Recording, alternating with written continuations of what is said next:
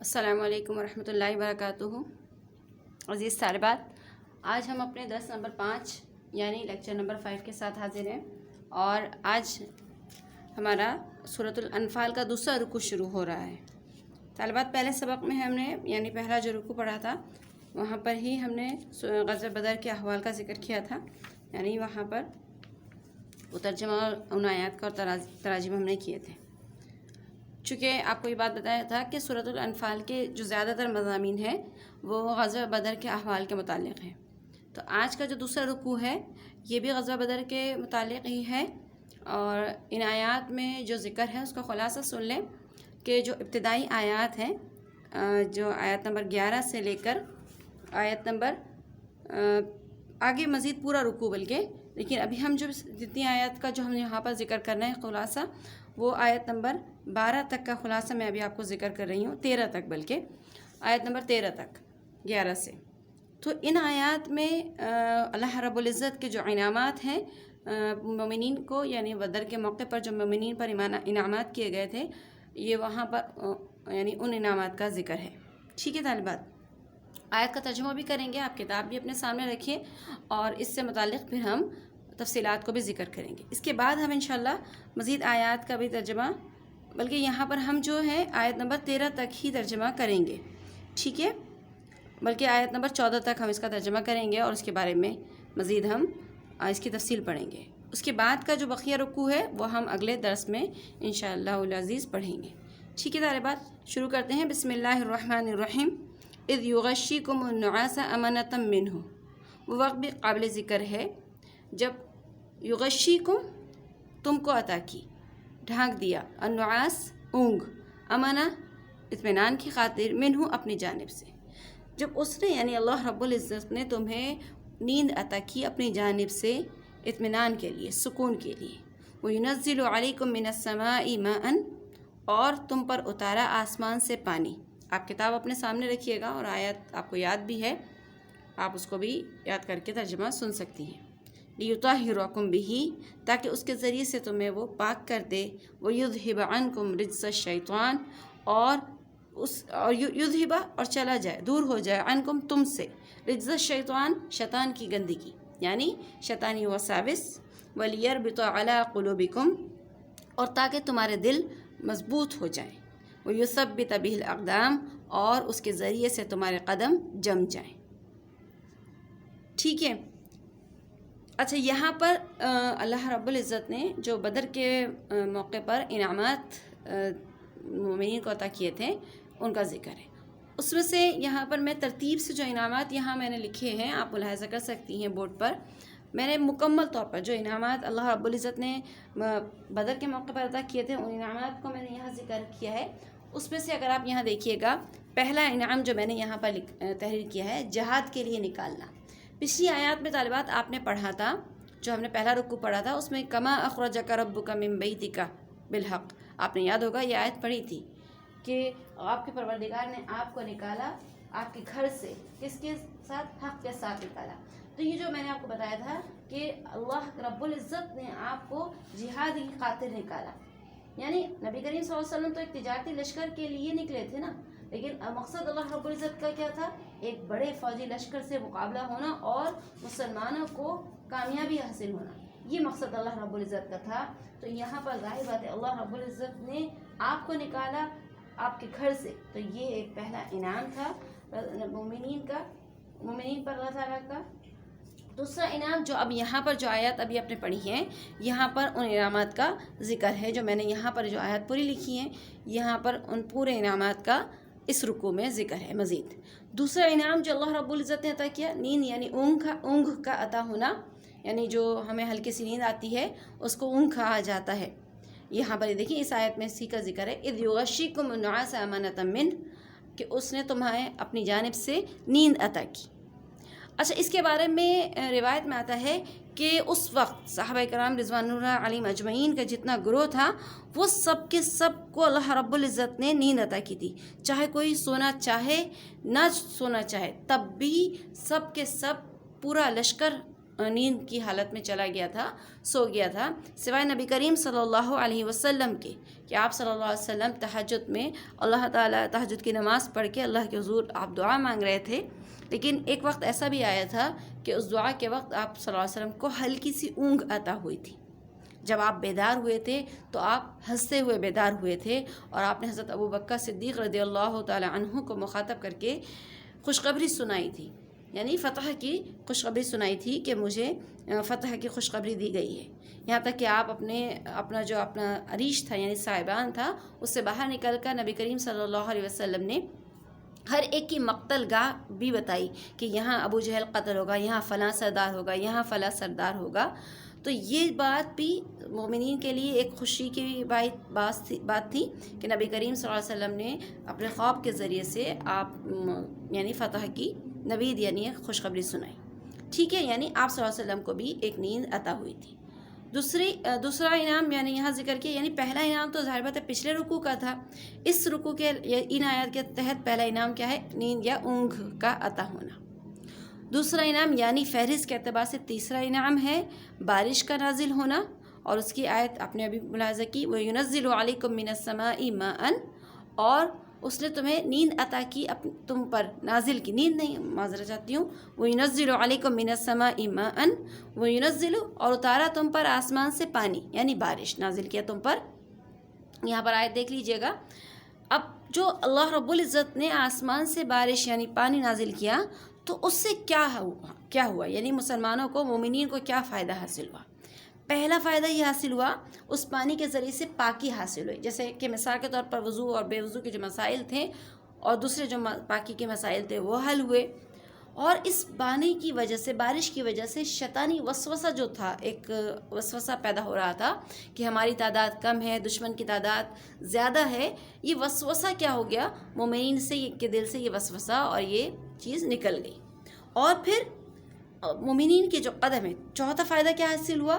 وہ جو ہموار، ابھی ہم یہاں پر بدر کے میدان کی جو صورتحال بھی پڑھیں گے تو اس سے آپ کو اندازہ ہوگا کہ وہ بارش کی وجہ سے جو زمین تھی، وہ ناہموار جو زمین تھی وہ ہموار ہو گئی، کچھ مسلمانوں کا جو مقام تھا وہ بہتر مقام نہیں تھا، تو اس کی وجہ سے ان کے پیر کیا ہو گئے؟ جم گئے، وہاں پر کھڑا ہونا، ٹھہرنا اور ان کے ساتھ یعنی یہاں چلنا پھرنا آسان ہو گیا، اور پھر ظاہر بات ہے یہ جب اطمینان حاصل ہوا تو اللہ رب العزت نے جب وسوسہ دور ہو گیا تو ثبات دل بھی پیدا کر دیا، یعنی ان کے دل کے اندر بھی کیا ہو گئی؟ مضبوطی پیدا ہو گئی۔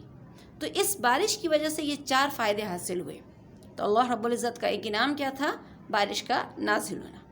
چوتھا انعام اللہ رب العزت نے فرشتوں کو نازل کیا، جیسے ابھی آیت کا ترجمہ میں کروں گی، میں نے یہاں تک ہی ترجمہ کیا ہے، آپ دوبارہ کتاب کو دیکھ لیجئے، اس کے ذریعے ہی ہم انعام کو بھی دیکھ لیں گے، اس کے بعد بھی یہاں تک میں نے آپ کو ترجمہ کیا تھا، وَلِيَرْبِطَ عَلَىٰ قُلُوبِكُمْ، تاکہ تمہارے دل مضبوط ہو جائیں، وَيُثَبِّتَ بِهِ الْأَقْدَامَ، اور تاکہ اس کے ذریعے سے تمہارے قدم جم جائیں، ٹھیک ہے، یا تاکہ وہ قدم کو جما دیں۔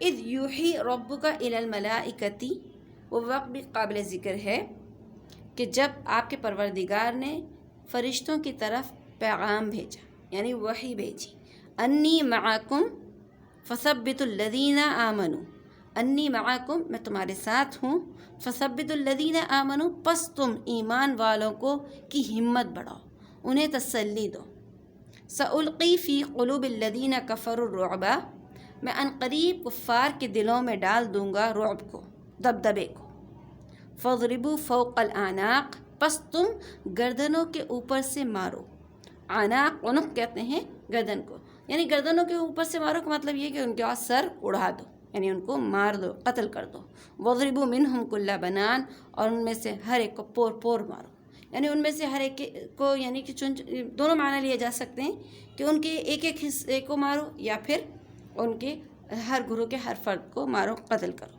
ٹھیک ہے۔ دوبارہ دیکھ لیجئے، اس کے ذریعے سے یعنی اس آیت کے ذریعے سے اِذْ يُوحِي رَبُّكَ إِلَى الْمَلَائِكَةِ، یہاں سے اللہ رب العزت نے اپنے ایک انعام کا ذکر کیا کہ آپ کے پروردگار نے آپ کے پروردگار نے فرشتوں کی طرف پیغام بھیجا، یعنی فرشتوں کو مدد کے لیے اللہ رب العزت نے نازل کیا، بھیجا۔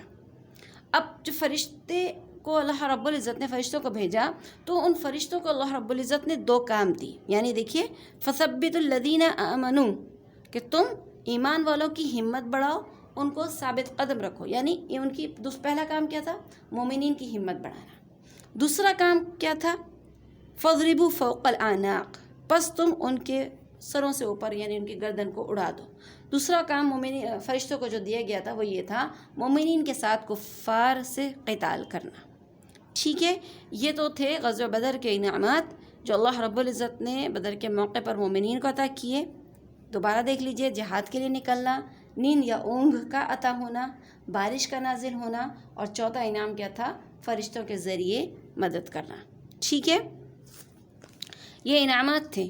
اب دیکھیے اس کے بعد کا آیت کا ترجمہ کرنے سے پہلے میں آپ کو ایک تھوڑی سی صورتحال یہاں پر میدان بدر کی بتا دوں، اور اسی مناسبت سے یہاں میں ترجمہ بھی کروں گی. آپ اس کو دیکھ لیجئے گا یہاں پر تاکہ آپ کو یہ واضح طور پر نظر آ جائے. یہاں پر میں نے بورڈ پر آپ کو میدان بدر کی صورتحال لکھی ہے، آپ ذرا دیکھیں گی آپ کو واضح طور پر نظر آ رہا ہوگا. ابو جہل، یہ جو میدان بدر کا جو مقام تھا یعنی لشکر جو فوجیوں کا پڑاؤ تھا وہ کیا تھا؟ اس وقت جب بدر کا میں جو کفار کا جو لشکر تھا وہ مسلمانوں سے پہلے آ چکا تھا، اور انہوں نے مسلمانوں سے پہلے آنے کی وجہ سے اچھا مقام یعنی اچھی جگہ کو اپنے لیے منتخب کر کے وہاں پڑاؤ ڈال دیا تھا. جب مسلمانوں کا لشکر وہاں پہنچا اور ان کا جو مقام تھا وہ کیا تھا؟ بہتر تھا. یعنی ایک تو اونچائی پر تھا، زمین جو تھی ان کی ہموار تھی، چکنی زمین تھی، پانی سے بہت قریب تھا، یعنی پانی ان کو ذخیرہ کرنا ان کے لیے آسان تھا. ٹھیک ہے، ذخیرہ نہ بھی کریں تو قریب پانی ہونے کی وجہ سے اس سے استعمال کرنا آسان تھا. اور دوسرا، مسلمانوں کا جو لشکر تھا چونکہ وہ کفار کے بعد آیا تھا تو مسلمانوں کا جو لشکر ہے وہ بعد میں آنے کی وجہ سے ان کا جو مقام تھا وہ کفار کے مقابلے میں بہتر مقام نہیں تھا. اچھا، اس سے پہلے بھی، اس مقام سے پہلے بھی مسلمانوں نے ایک مقام پر پڑاؤ ڈالا تھا، تو اس وقت وہ مقام اس سے بھی یعنی کہ مقابلے میں بہتر نہیں تھا. تو ایک صحابی رسول صلی اللہ علیہ وسلم کے کہنے پر یعنی ان کے مشورے پر اس مقام کو تبدیل کر دیا گیا تھا اور یہ اس مقام کو چنا گیا تھا. تو یہ بھی کچھ پانی سے تھا لیکن اتنا پانی وافر مقدار میں نہیں تھا. اچھا، اب یہ کہ مقام کی صورت کیا تھی مسلمانوں کے لشکر کی؟ وہ وادی کے نچلے حصے پر تھا، یعنی نیچے کی جانب تھا، اور پانی سے کچھ دور، کافی دور تھا، اور ایسا یعنی جو پتھریلی ریتیلی زمین تھی جس پر مسلمانوں کا چلنا اور ٹھہرنا پھرنا آسان نہیں تھا، مشکل تھا، دشوار تھا وہ وہاں پر اس پر چلنا پھرنا. اچھا، اب جب یہ اللہ رب العزت کا جو انعام جو ہے بارش کی صورت میں، پانی کی صورت میں نازل ہوا تو ہوا یہ کہ جو ابو جہل کا جو فوجی لشکر کا جو مقام تھا وہ چونکہ اونچائی کی جانب تھا تو وہاں پر پانی یعنی بارش جو ہے وہ تیز ہوئی. اب بارش تیز ہونے کی وجہ سے وہاں پر پھسلن چونکہ ان کی زمین جو تھی وہ چکنی تھی تو وہاں پر پھسلن پیدا ہو گئی، اور پھسلن کی وجہ سے ان میں آپس میں کیا ہو گئی؟ بھگدڑ مچ گئی. اور دوسرا، فرشتوں کے ذریعے بھی ان کے اندر کیا ہو گئی؟ بھگدڑ مچا دی گئی. دوسری جگہ پر جب بارش آئی یعنی مسلمانوں کے مقام پر، مومنین کے، تو وہاں پر وہ چونکہ نچلی جانب تھی تو وہاں پر بارش نسبتاً ہلکی ہوئی، اور ہلکی ہونے کی وجہ سے وہاں پر وہ جو ریتیلی جو زمین تھی نا وہ ہموار ہو گئی. اب وہ ہموار ہونے کی وجہ سے مسلمانوں کے لیے وہاں پر چلنا پھرنا ٹھہرنا ممکن ہو گیا، آسان ہو گیا. اور پھر دوسری یہ ہوا کہ مسلمانوں نے، مومنین نے پانی کا ذخیرہ بھی کر لیا جس سے پاکی اور ناپاکی کے جو مسائل تھے وہ حل ہو گئے. یہ اللہ کے انعام کی وجہ سے یہ صورتحال جو ہو گئی وہ ایک تبدیل ہو گئی. اب یہاں پر ترجمہ ملاحظہ کر لیں دوبارہ. یہاں تک ہم نے پڑھا وَاضْرِبُوا مِنْهُمْ كُلَّ بَنَانٍ کہ تم ان کے پور کو مارو. ذَلِكَ بِأَنَّهُمْ، اچھا یہاں پر ظاہر بات ہے ابھی اس آیت میں وجہ بھی بیان کر دی کہ کفار کو شکست ہونے کی کیا وجہ ہے. ذَلِكَ بِأَنَّهُمْ، اس وجہ سے کہ انہوں نے شاق اللہ و رسولہ، اللہ اور اس کے رسول سے مخالفت کی، اللہ اور اس کے رسول کی سے دشمنی کی. وَمَن يُشَاقِقِ اللَّهَ وَرَسُولَهُ، اور جو اللہ اور اس کے رسول سے مخالفت کرے گا یعنی دشمنی رکھے گا، فَإِنَّ اللَّهَ شَدِيدُ الْعِقَابِ، بس اللہ تعالیٰ سخت سزا دینے والے. عقاب سزا کے معنی میں بھی آتا ہے، عذاب کے معنی میں بھی آتا ہے کہ اللہ تعالیٰ سخت عذاب اور سخت سزا دینے والے ہیں. اچھا، اب کفار کو کی جو شکست یعنی ان کو جو بربادی حاصل ہوئی، یعنی ظاہر بات ہے آپ کو معلوم ہے کہ بدر میں کفار کو بدترین شکست حاصل ہوئی تھی، اتنی بدترین شکست ہوئی تھی کہ ان کا دوبارہ اٹھنا مسلمانوں کے خلاف ممکن نہیں تھا، ٹھیک ہے۔ اور ظاہر بات ایک چھوٹے سے لشکر سے کامیابی شکست ہوئی تھی، تو وہ بھی ایک ان کے لیے دلی طور پر ایک رعب دبدبہ مسلمانوں کا، مومنین کا ان کے دل پر پیدا ہو گیا تھا۔ اور وجہ کیا تھی؟ وجہ کیا ہے؟ اللہ اور رسول صلی اللہ علیہ وسلم سے عداوت، دشمنی رکھنا، یہی ذکر اللہ تعالیٰ نے اس آیت میں کیا ہے، ذالک بانہم، اس وجہ سے کہ انہوں نے بانہم شاقوا اللہ ورسولہ، کہ انہوں نے اللہ اور اس کے رسول سے مخالفت کی، ٹھیک ہے، یعنی دشمنی رکھی۔ پھر آگے جو بھی اللہ اور رسول سے مخالفت کرے گا یا دشمنی رکھے گا تو فإن اللہ شدید العقاب، بس اللہ تعالیٰ سخت عذاب، سخت سزا اس کو دیں گے، ٹھیک ہے۔ آگے آیت کا ترجمہ دیکھ لیجئے گا، ذالکم فذوقوہ، اب خطاب کس کو ہے؟ کفار کو، ذالکم فذوقوہ، یہ پس اس کو چکھو، یعنی یہ جو تمہیں سزا ملی ہے میدان بدر میں شکست کی صورت میں، اس کو چکھو، یعنی یہ جو عذاب دنیا میں تمہیں حاصل ہو رہا ہے اس کو چکھو، اور اس کو چکھنے کے بعد یا اس سزا کو حاصل کرنے کے بعد تمہارے ذہن میں یہ خیال تو نہیں آئے کہ بس ہماری یہ سزا مکمل ہو گئی، اب نہیں ہوگی۔ آگے اللہ تعالیٰ خود بیان کر رہے ہیں وَأَنَّ لِلْكَافِرِينَ عَذَابَ النَّارِ، یعنی یہ سزا، یہ عذاب تو کافی نہیں ہے، وَأَنَّ لِلْكَافِرِينَ عَذَابَ النَّارِ، اس سزا اور اس عذاب کے بعد تم کافرین کے لیے جہنم کا بھی عذاب ہے، یعنی یہ جو کفار کو دنیاوی سزا یا دنیاوی عذاب مل رہا ہے تو ہو سکتا ہے ان کے ذہن میں یہ سوال یہ آئے کہ بس ہماری کی سزا ہمیں دنیا میں مل گئی، ہم مر کھپ گئے، اس کے بعد ہمیں کوئی اور سزا نہیں ملے گی۔ نہیں، ایسا نہیں ہے، چونکہ کفر کی حالت میں یا مسلمانوں کے خلاف برسر پیکار ہو کر انہیں شکست حاصل ہوئی، یا وہ اللہ کے یعنی ان کا انتقال ہو گیا، یعنی مخالفت کی حالت میں ہی اور دشمنی کی حالت میں ہی یا کفر کی حالت میں ہی، تو وہ وَأَنَّ لِلْكَافِرِينَ عَذَابَ النَّارِ، کفار کے لیے جہنم کا عذاب ہے، آگ کا عذاب ہے۔ تو وہ جو آگ کا جو عذاب ہے وہ دائمی عذاب ہے۔ ایک تو دیکھیں ایک عذاب اور پھر وہ دائمی، یہ دوہری سزا ہے کہ یہ سزا کبھی نہ کبھی بھی ختم نہیں ہوگی۔ دنیا کا جو عذاب ہے، دنیا کی سزا ہے، وہ مرنے تک تو ختم ہو جائے گی، لیکن آخرت کی عذاب اور آخرت کی سزا کبھی ختم نہیں ہوگی۔ موت مانگنا چاہیں گے تو بھی موت ان کو نہیں ملے گی۔ یہیں پر اسی بات کا ذکر ہے کہ کافروں کو جو دنیا میں سزا مل رہی ہے اس کے بعد ایک بڑی سزا، ایک بڑی جو دائمی سزا ہے، دائمی جو عذاب ہے ان کو حاصل ہوگا، اور وہ کیا ہے؟ جہنم کا عذاب۔ تو لہٰذا یہاں پر ایک تنبیہ بھی ہے کہ کفر سے پلٹ آنا ان کے لیے کیا ہوگا؟ فائدہ مند ہوگا، ٹھیک ہے طالبات۔ امید ہے آج آپ کو آج کا سبق سمجھ میں آ گیا ہوگا۔